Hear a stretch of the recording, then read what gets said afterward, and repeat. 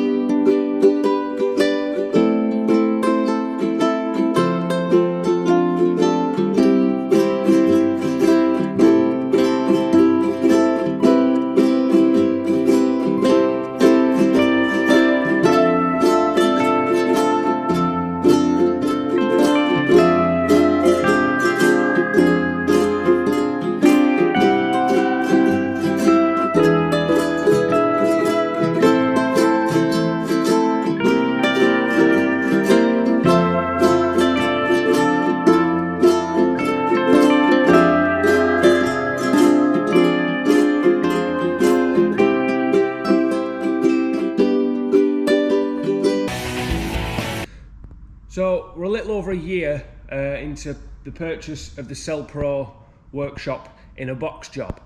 Before we go any further, this was a very controversial purchase, a very controversial purchase.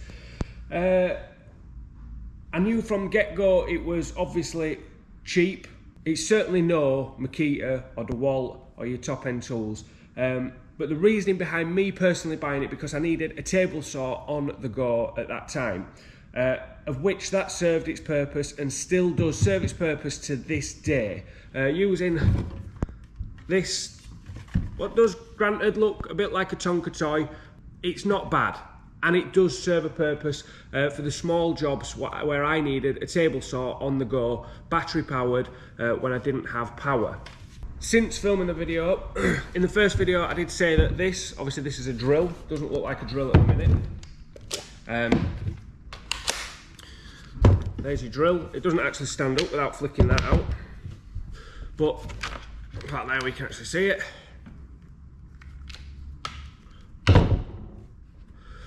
I did say that this drill was okay, and it was okay. Again, it served a purpose. We only had one cordless drill, and there was two of us working.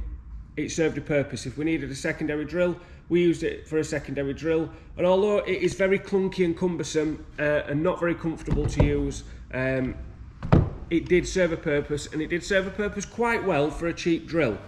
However, we go through drills like they're going out of fashion. We do a lot of cutting 130mm holes through steel, which even the best of drills don't like it. And I've fried this one in the process. So this is full speed now.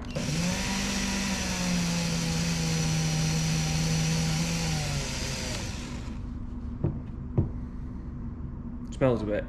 But yeah, so I've killed that.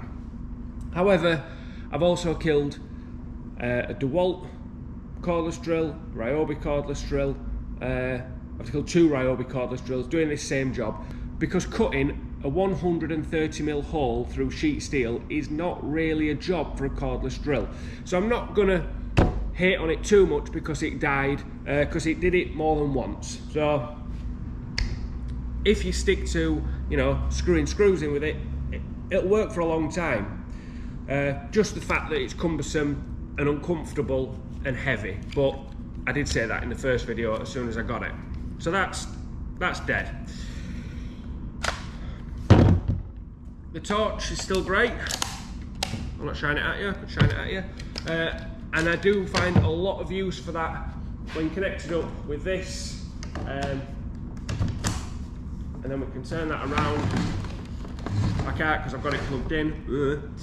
But we use that as a light. So when we're working anywhere in a dark corner, a van, or even somewhere in the workshop, down in the bottom corners when we've been building stuff, it has come in handy, putting this racking together in the workshop, or building some of the workbenches that are under the racking, for a light, just so you can see what you're doing.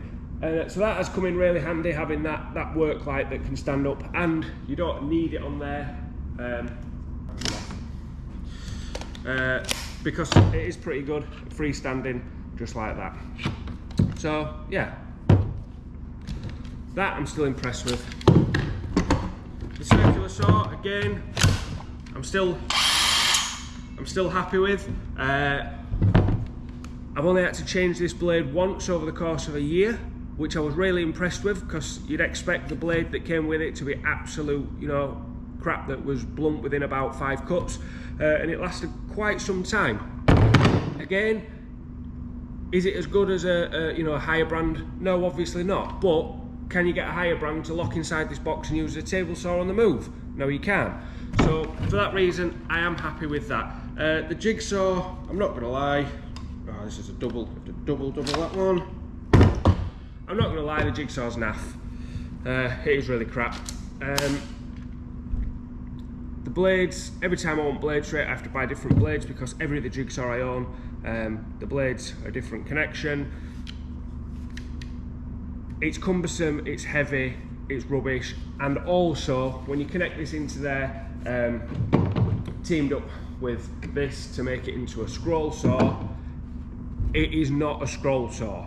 It is a Jigsaw that's upside down in a box. It's not connected top and bottom, it's wonky, it's wavy, it jumps all over the place, the whole box rattles around everywhere. But I didn't want it for that purpose, so I'm not too bothered. But if you was to buy this hoping that you was going to have a scroll saw, you're just not. A Jigsaw blade is far too thick to be a scroll saw blade. You don't get any cornering with it whatsoever. If you try and take tight corners, it just bends and bends all over the place, because obviously it's only fixed at the bottom, and it just jump up and down like an absolute psychopath. The fact that it all goes away into itself inside this little box, and you also get this neat little carry bag and all the tools sort inside, you know, the little bags there, means that over a year on, I've still got everything. You know, if I'd have bought all these bits individual and I had things like this rattling around, I'm not even going to lie, I'd have probably broke bits like that or lost bits like that. But the fact that whenever I've finished, it can all go away into this great little box, into this great little bag, sorry, go inside the box and slide under my workbench, that has helped keep it. So if you're a bit forgetful and a bit rubbish like me and you're not that great at organising, it's not a bad little kit. If you're wanting a table saw on the go to do small jobs, you know, we're not ripping sheets of 8x4 ply up here, it's not a bad bit of kit. If you're looking for a drill that is going to just screw screws in, maybe drill through light materials such as wood, plastic, mortar. I've drilled into mortar, but it struggles getting into brick, obviously. It's not a bad bit of kit.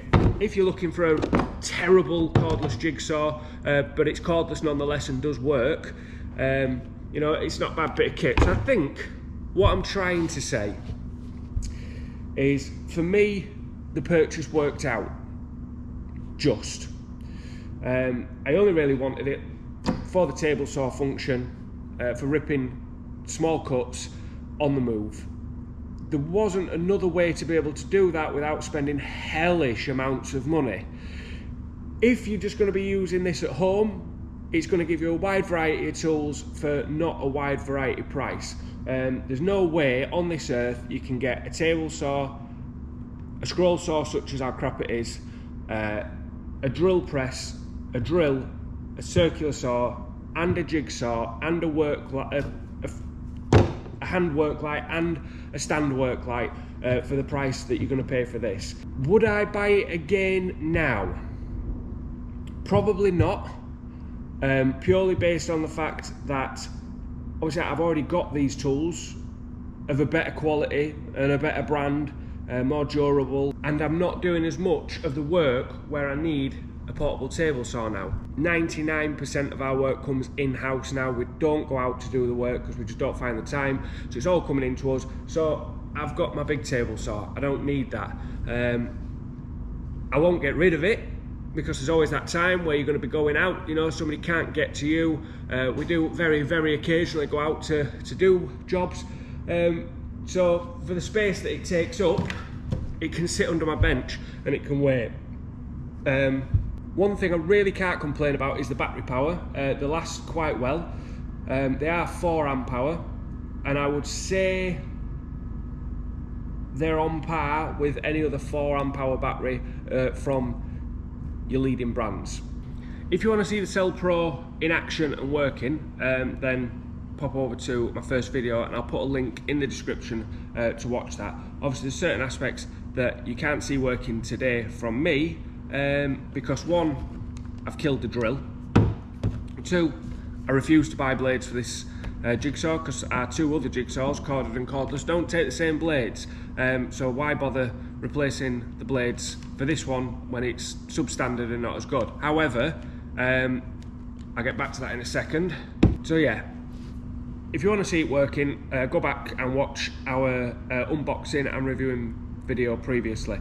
But as for a 1 year on, I think I would have to say, if you're just wanting to do odd jobs at home, still not a bad buy. Anybody who's going to be using it professionally, unless you've got a specific job like I did, I probably wouldn't bother. No, I definitely wouldn't bother. They're not going to withstand, these tools are not going to withstand a constant barrage of use from a professional tradesman. Did I just call myself not a professional tradesman? Anyway, if you live in a studio flat in London, ideal. You'll be able to fit that in your bedroom probably. But other than that, I don't think it's got its uses. You know, if you watch the original, if you watch the adverts for this tool, it tries to make out that it's a professional quality tool, and it really isn't. It's not bad, and that's the best I can do for it, really. It's not bad. It served my purpose, and I am still happy with the purchase. But if I was going to use it and abuse it like I do my other range of tools, it would all be dead by now, like the drill. So I hope that's helped anyone that is, you know, maybe looking at purchasing this or buying this in the future. Just remember that if you're a hobbyist and you're doing things in your back bedroom or your back garden and you need to save space but have a wide variety of tools, then yes, great, I'd probably go out and buy one. With COVID, I dread to think what the price has gone up to, but it's not a bad piece of kit for that use. If you're a professional tradesman, I don't think I need to tell you to buy this, because as I saw in the comments on my previous video, this is not something a professional tradesman's going out to buy. Probably wouldn't even consider it. So yeah, I don't know what else to say on that. 1 year in, is it worth it? Probably not. If you've enjoyed this video, please do hit the subscribe button, like, share, comment, all that jazz. Let me know what you think in the comment section, and we'll see you in the next video.